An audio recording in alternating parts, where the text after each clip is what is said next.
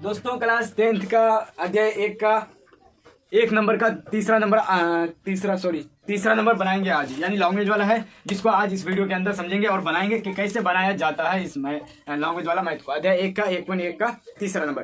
देखो 1.1 में दिया है कि किसी परेड में 616 सदस्य वाली एक सेना आर्मी की टुकड़ों की 32 सदस्यों वाली एक आर्मी बैंड के पीछे मार्च करना है। दोनों समूहों का सामना संख्या वाले स्तंभों में मार्च करना है। उन स्तंभों की अधिकतम संख्या क्या है जिसमें वे मार्च कर सकते हैं। देखो सबसे पहले समझ लेते हैं कि मतलब अधिकतम संख्या यहाँ पे बोला है, तो अधिकतम संख्या क्या होता है। देखो अधिकतम संख्या यही होगा, जैसे कि हम लोग HCF निकालते हैं वही होता है एक अधिकतम संख्या, यानी 616 है और 32 है, यानी इन दोनों में अगर दोनों को भाग दें या कुछ भी करें तो इसका अधिकतम जो संख्या है इसका गुणनखंड करना पड़ेगा, जिसका जो मेल खाता है अधिकतम संख्या वो क्या हो सकता है। अगर इसका गुणनखंड करेंगे तो उससे हम निकाल सकते हैं और वही हमारा HCF निकलेगा। तो 616 है, ठीक है, इसमें दिया है 616 किसकी संख्या, किसी परेड में 616 वाली एक सेना आर्मी कितना है, सेना आर्मी की सदस्यों की संख्या, सेना आर्मी की सदस्यों की संख्या, ठीक है, कितना है 616, तथा आर्मी के टुकड़ों को 32 सदस्यों में मार्च के पीछे करना है। आर्मी बैंड के पीछे मार्च करना है, यानी आर्मी बैंड के पीछे मार्च करना है। मार्च करने वाला सदस्यों की टुकड़े, आर्मी के सदस्यों की टुकड़ों की संख्या,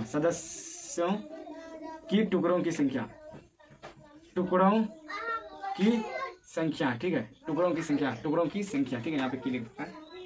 तो कितना है 32 है, ठीक है, कितना है 32 है। तो इसका अधिकतम संख्या हमें ज्ञात करना है, तो अधिकतम संख्या हमारा क्या होगा, तो चलो यहाँ पे पता कर लिख लेते हैं। क्योंकि A बराबर हमारा 616 है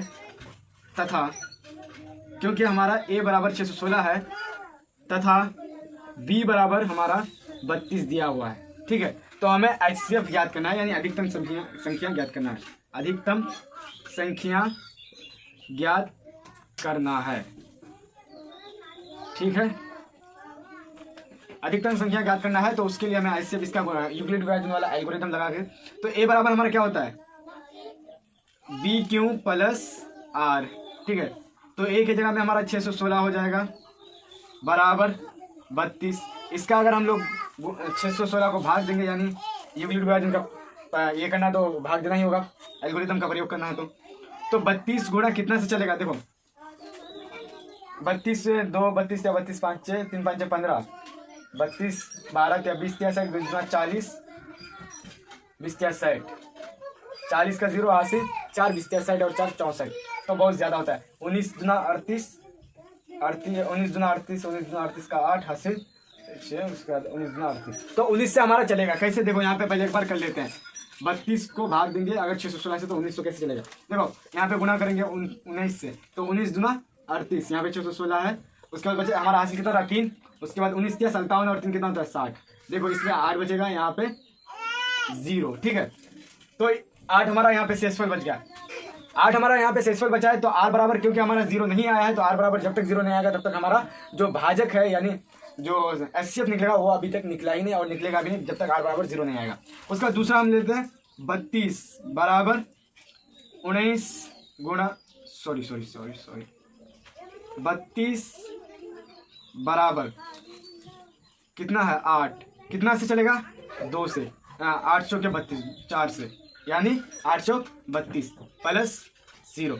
अब देखो 832 पूरा कट गया और यहाँ पे हमारा शेषफल जो है R है वो हमारा क्या बचा 0, यानी R बराबर 0। क्योंकि अभी हम यहाँ पे लिखते हैं क्योंकि R बराबर 0, इसीलिए